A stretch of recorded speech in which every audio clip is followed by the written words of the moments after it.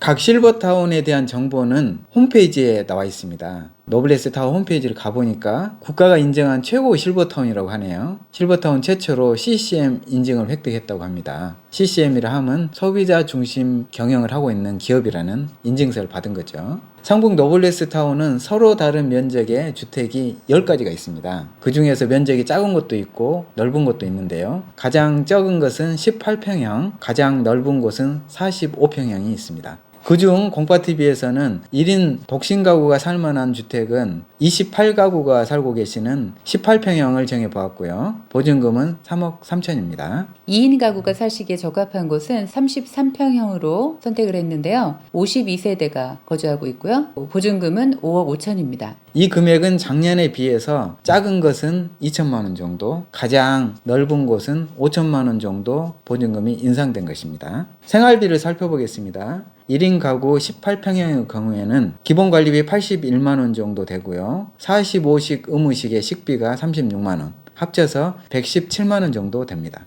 부부 세대로 추천드린 33평형의 경우는 기본 관리비가 144만 5,800원이고요. 의무식 45식을 합쳐서 216만 5,800원입니다.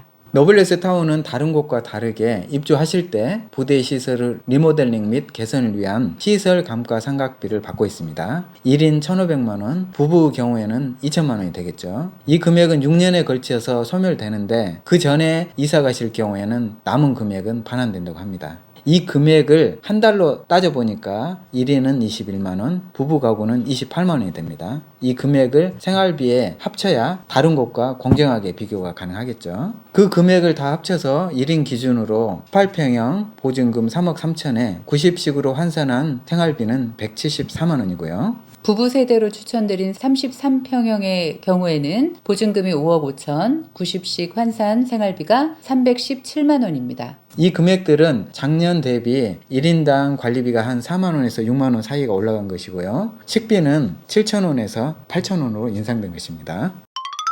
이곳의 장점은 뭘 들 수 있을까요? 뭐니 해도 온천 수영장이 될 것 같습니다. 저희도 가봤잖아요. 네, 뜨끈뜨끈한 온천수로 수영을 할 수 있다는 게 큰 장점이었습니다. 온천 수영장과 함께 사우나 그리고 피트니스 클럽이 있는데 이곳들은 가까이에 사는 지역 주민들에게도 개방을 하고 있습니다. 일정한 회비를 내면 가서 이용하실 수 있고요. 어린이들 위한 수영 교실도 운영하고 있었습니다. 젊은 사람들이나 또 어린 아이들이 이렇게 북적북적 하니까 분위기가 아주 좋더라고요. 네.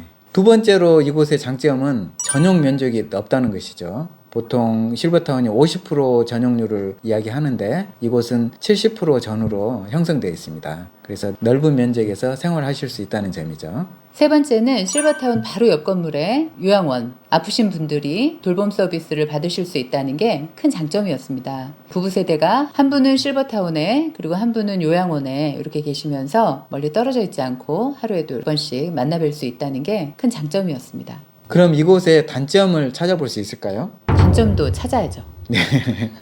공마님이 찾아본 단점은 무엇이 있을까요? 도심 속에 있다 보니까 바로 주변에서는 이렇게 산책할 곳이 마땅치가 좀 않아 보였습니다. 물론 단지 안에 이렇게 약간 걸을 수 있는 그런 곳은 있었지만 자연 속에 있는 실버타운만큼 이렇게 녹지가 펼쳐져 있지는 않았어요. 근데 이게 바로 도시명 실버타운이기 때문에 그런 것 같은데 또 그래서 누리는 장점들이 많잖아요.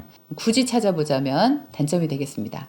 어르신들의 취향에 따라서 단점이 될 수도 있고 장점이 될 수 있는 상황인 것 같습니다. 또 굳이 찾아보자면 두 번째로는 인테리어를 우리 공마님이 말씀하셨는데 네, 요것도 좀 단점이라고 하긴 그러긴 한데 취향에 따라서 호불호가 좀 달리는 부분이죠. 최근 트렌드로 생각하면 신축으로 생기는 실버타운들은 좀 호텔 같잖아요. 그래서 깔끔하고 뭐 이렇게 단색으로 현대적인 그런 느낌을 주는 인테리어가 많이 찾아볼 수가 있는데 이곳은 좀 편안하고 전통적이면서 좀 웅장한 그런 스타일의 인테리어였어요. 좀 호불호가 갈릴 것 같아요.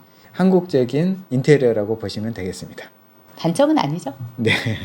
그래서 공파TV에서는 수영과 온천을 좋아하시는 시니어 어르신분들이 이곳이 적당하리라고 생각되고요. 여성 시니어들이 많을 것 같습니다. 네. 또한 활동적인 시니어분들 60세 이후에 은퇴하지 않고 사업도 하시고 직장 생활도 계속 하시려는 분들이 교통이 좋기 때문에 이곳에서 생활하셔도 좋을 것 같습니다. 서울에서 나는 꼭 한번 살아봐야 되겠다 이러시는 분들은 이곳에 살면서 서울을 만끽하실 수 있다는 게 또 특징이 될 것 같아요. 인생에 한 번은 서울 중심부에서 오늘은 노블레스 타워의 2022년판 소식들을 가지고 여러분들을 만나뵙습니다. 공파TV와 함께 실버타운을 비롯한 노후에 관련된 정보들을 함께 나누시기 바랍니다.